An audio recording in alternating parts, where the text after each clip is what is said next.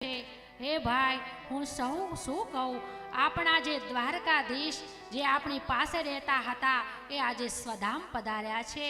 અરે ભાઈ, આજ સુધી આપણે લડ્યા એ કોઈ આપણી તાકાતથી લડ્યા નથી, આ તો મારા દ્વારકાધીશની તાકાતથી લડ્યા છે. અને રાજ્યમાં પણ જૂઠ ચાલવા લાગી, કોઈ નાના મોટાનું માન ન આપવા લાગ્યા, એટલે આજે પાંડવો પણ હિમાલય હાડ ગાળવા માટે નીકળી ગયા છે. કળિયુગે પ્રવેશ કર્યો છે, એ પણ હિમાલય હાડ ગાળવા ગયા અને ત્યાં તો પરીક્ષિત રાજા મૃગયા કરવા જાય છે. એક શ્રમિક ઋષિનો આશ્રમ આવે છે, ત્યાં શ્રમિક ઋષિ ધ્યાન કરવા બેઠા છે. ત્યાં પરીક્ષિત રાજા કહે, મારું માન ના કર્યું, મને સન્માન ના આપ્યું. એક મરેલો સાપ પરીક્ષિત રાજા શ્રમિક ઋષિના ગળામાં પહેરાવે છે અને ઘેર આવે છે.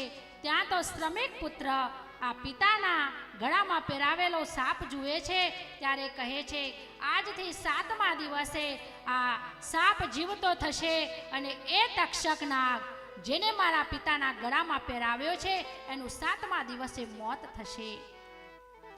આજે પરીક્ષિત રાજાને શ્રાપ મળ્યો છે, એટલે પરીક્ષિત રાજાને નદી કિનારે બધાને ભેગા કર્યા છે અને કહ્યું, મારો 7મા દિવસે મોક્ષ થાય એવું કંઈ ઉપાય કરો. બધા સંતો આવ્યા છે, કોઈએ કહ્યું નહીં, પણ ત્યાં સુખદેવજીને પ્રભુએ મૂક્યા છે. એ સુખદેવ આવ્યા અને આ 7 દિવસની ભાગવત કથા કરી છે. અને સુખદેવજીએ કહ્યું, હે રાજા, આજે 7મો દિવસ કથાનો છે અને મારી બ્રહ્મ દ્રષ્ટિ છે, જ્યાં સુધી મારી હાજરી હશે ત્યાં સુધી તક્ષક નાગ અહીં આવશે નહીં. એટલે હે રાજા, હવે હું કથાને વિરામ આપી હું જાઉં છું, પણ તારી અંદર કોઈ પ્રશ્ન હોય તો મારી આગળ રજૂઆત કર.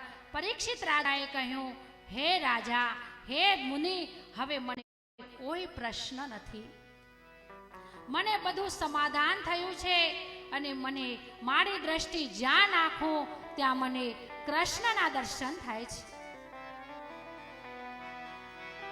અને બ્રહ્મ દ્રષ્ટિ થઈ, ત્યાં તો તક્ષક નાગ આવી અને પરીક્ષિત રાજાને ડંખ માર્યા પહેલ પરીક્ષિત રાજાના પ્રાણ ચાલ્યા ગયા છે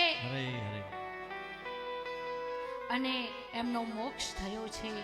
આજની કથાનો પણ આપણે 12:30 વાગ્યા સુધી ટાઈમ લેવાનો છે, કારણ કે આ વ્યાસપીઠ ઉપર અમે 7 દિવસથી બેઠા છીએ. કોઈને વ્યાસપીઠના દર્શન ઉપર આવીને નથી કરાવ્યા. તો અમે વિરામ આપીએ એટલે બહેનો ભાઈઓ કોઈ પણ અહીં ટ્રાફિક કર્યા વગર શાંતિથી દર્શન કરે. પછી આપણે બહેનોને અડધો કલાક રાસ રમાડી અને આરતી થાર કરી અને પછી આપણી પોથી લઈ અને આપણે પોથી યાત્રા કાઢીશું. પરીક્ષિતનું એક ભજન છે અને બીજું એક કે